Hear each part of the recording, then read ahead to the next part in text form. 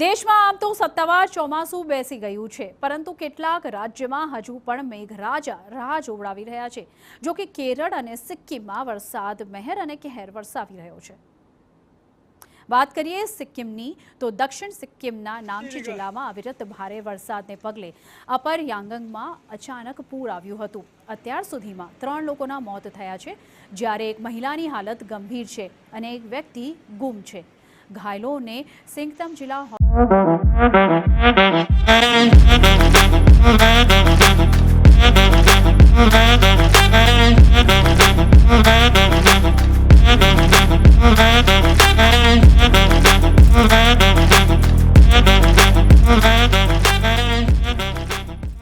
હોસ્પિટલમાં લઈ જવામાં આવ્યા છે। પૂરના કારણે અનેક મકાન ધોવાઈ ગયા હતા અને ભારે નુકસાન થયું હતું।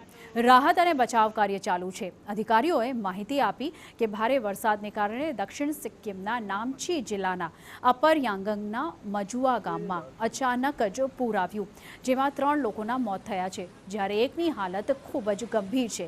પૂરના કારણે અચાનક મકાનોને નુકસાન થયું છે અને સાથે જ આ ઘટના જિલ્લા મુખ્યાલયથી લગભગ 53 કિલોમીટર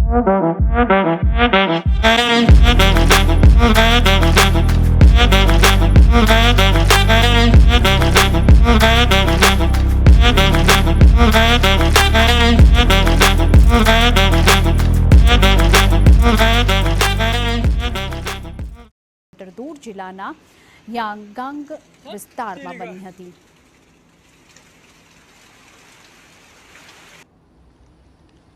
તો આ તરફ વાત કરીએ કેરળની તો કેટલાક જિલ્લામાં હળવાથી ભારે વરસાદ પડી રહ્યો છે।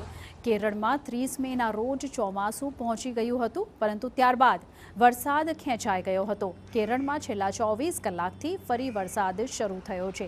હવામાન વિભાગે 10 જિલ્લાઓ અલપુઝા, કોટ્ટાયમ, ઇડુક્કી